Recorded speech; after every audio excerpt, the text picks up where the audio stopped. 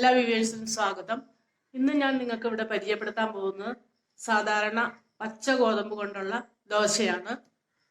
അതിന് വേണ്ടുന്ന ഇൻഗ്രീഡിയൻസ് ഇതിൽ 6 മണിക്ക് ഞാൻ വെള്ളത്തിലിട്ടതാണ്. സാധാരണ നമ്മൾ ഉണക്കി പൊടിക്കുന്ന പച്ച ഗോതമ്പ് ഒരു 2 മണിക്കൂർ വെള്ളത്തിലിട്ട് കുതിർത്തിയാൽ മതി. അതിനുശേഷം ആവശ്യത്തിന് ഉപ്പും ചേർത്ത് അരച്ചെടുക്കുക. ദോശമാവിന്റെ പരുവത്തിന് അരച്ചെടുക്കുക. പെട്ടെന്ന് നമുക്ക് ഉണ്ടാക്കാവുന്നതാണ്. ഉണങ്ങിയില്ലെങ്കിലും കുഴപ്പമില്ല, ഗോതമ്പ് പൊടി ഇല്ലെങ്കിലും കുഴപ്പമില്ല.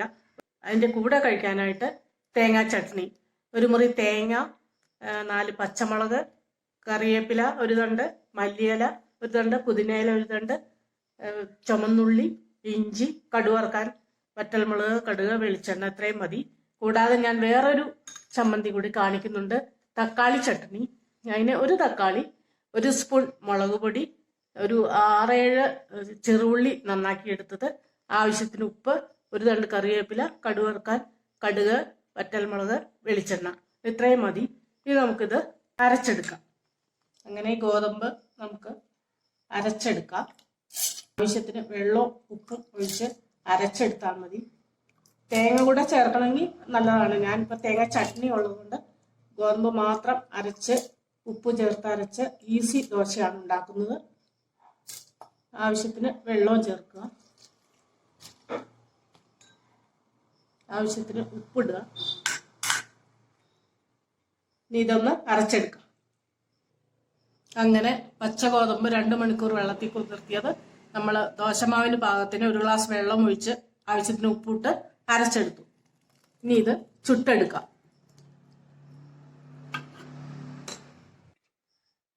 അങ്ങനെ പാൻ ചൂടായി, നമുക്ക് ഗോതമ്പ് മാവ് ഒഴിച്ചു കൊടുക്കാം. കനം കുറച്ച് നന്നായി പരത്തിയെടുക്കാം. മാക്സിമം പരത്തിയെടുക്കാം.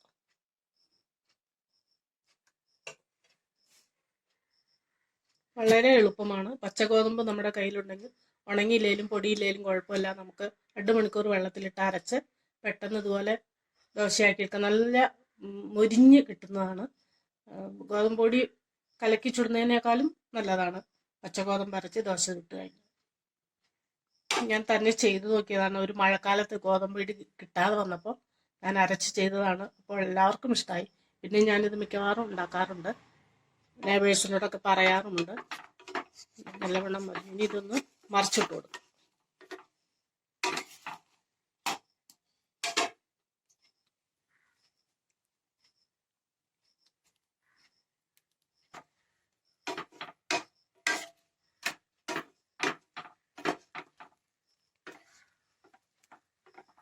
ഒരെണ്ണം റെഡിയായി, നമുക്ക് പ്ലേറ്റിലേക്ക് മാറ്റാം.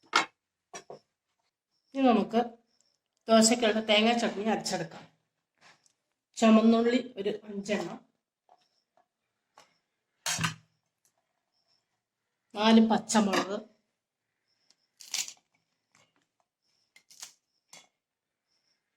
ഇഞ്ചി ഒരു കഷ്ണം,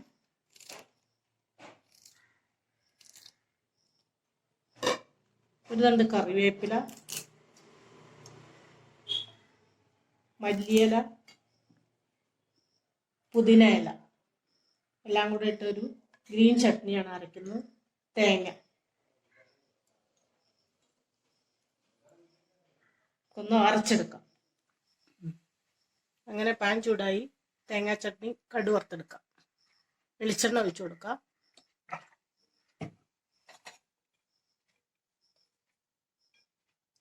ചുമന്നുള്ളി അരിഞ്ഞത് ഇട്ട് കൊടുക്കാം.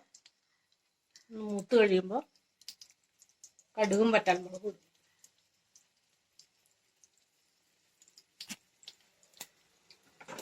അങ്ങനെ ചുമന്നുള്ളി മൂത്ത് കഴിഞ്ഞു. ഇനി ലേശം കടുക് ഇട്ട് കൊടുക്കാം.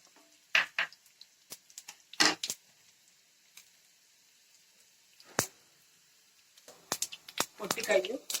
വറ്റൽമുളക് മുറിച്ചിട്ട് കൊടുക്കാം.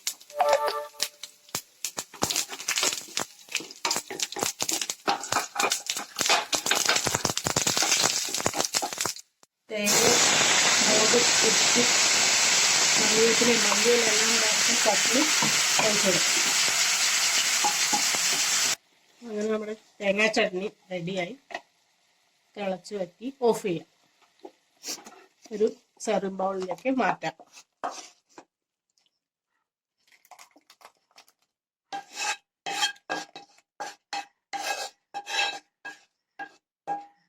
നമുക്കൊരു തക്കാളി ചട്നിയും കൂടെ വേണം. അതിന് തക്കാളി അരിഞ്ഞിടുക, ചെറിയ ഉള്ളി ഒരു 5-6 പിന്നെ ആവശ്യത്തിന് ഉപ്പ്, 1 സ്പൂൺ മുളക് പൊടി, ഇത്രയും ചേർത്ത് അരിഞ്ഞ് നമുക്ക് അരച്ചെടുക്കാം. അതിനുശേഷം കടുകും പച്ചമുളകും ഇട്ട് കടുക് വറുത്തെടുക്കാം.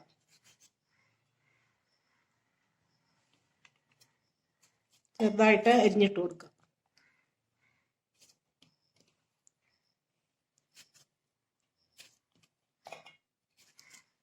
പെട്ടെന്ന് ഇപ്പോൾ തേങ്ങയില്ലെങ്കിൽ മുക്കി കഴിക്കാനായിട്ടൊരു ചട്നി 5-6 ചുമന്നുള്ളി റെഡിയാക്കിയിട്ടുണ്ട്.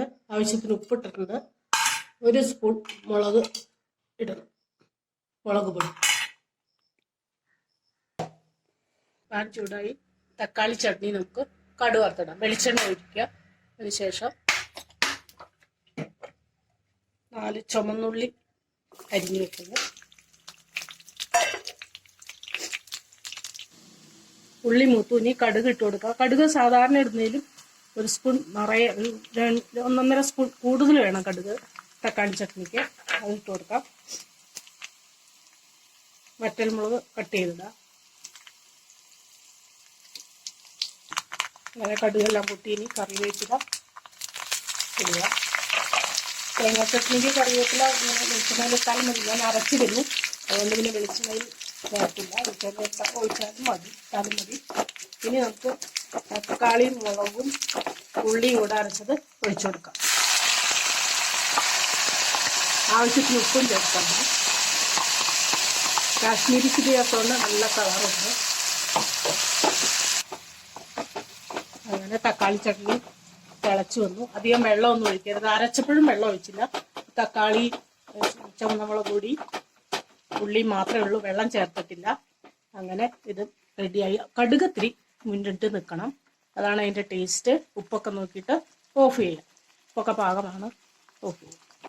അങ്ങനെ നമ്മുടെ ഗോതമ്പ് പച്ചയ്ക്ക് അരച്ച് ചുട്ട ദോശ റെഡി ആയിട്ടുണ്ട്. തേങ്ങാ ചട്നിയും റെഡി ആയിട്ടുണ്ട്. മല്ലിയില, പുതിനയില, ഉള്ളി ഇതെല്ലാം ചേർത്ത് അരച്ചാണ്. ഒരു ഗ്രീൻ ചട്നിയാണ്. തക്കാളി വെള്ളം ചേർക്കാതെ അരച്ച് കടുക് കൂടുതലിട്ട് കടുക് വറുത്ത തക്കാളി ചട്നിയും റെഡി ആയിട്ടുണ്ട്. നിങ്ങളെല്ലാവരും ട്രൈ ചെയ്യുക. ഗോതമ്പ് പൊടി ഇല്ലാത്ത സമയത്ത് നമുക്കിത്, ഗോതമ്പ് കഴിക്കുന്ന ആൾക്കാർക്കിത് വളരെ പ്രയോജനപ്പെടും.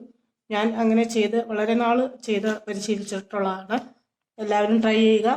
എല്ലാവർക്കും ഇഷ്ടപ്പെടും. പെട്ടെന്നുണ്ടാക്കാവുന്ന ഈസി ദോശയാണ്. നിങ്ങൾ ട്രൈ ചെയ്തിട്ട് ഇഷ്ടപ്പെട്ടാൽ സബ്സ്ക്രൈബ് ചെയ്യുക. ബെല്ലൈക്കൺ ഒന്ന് ക്ലിക്ക് ചെയ്യുക. അപ്പോഴാണ് എൻ്റെ റെസിപ്പിയൊക്കെ അനിമേഷൻ കിട്ടുകയുള്ളൂ. നിങ്ങൾ എല്ലാവർക്കും ഷെയർ ചെയ്യുക. Thank you.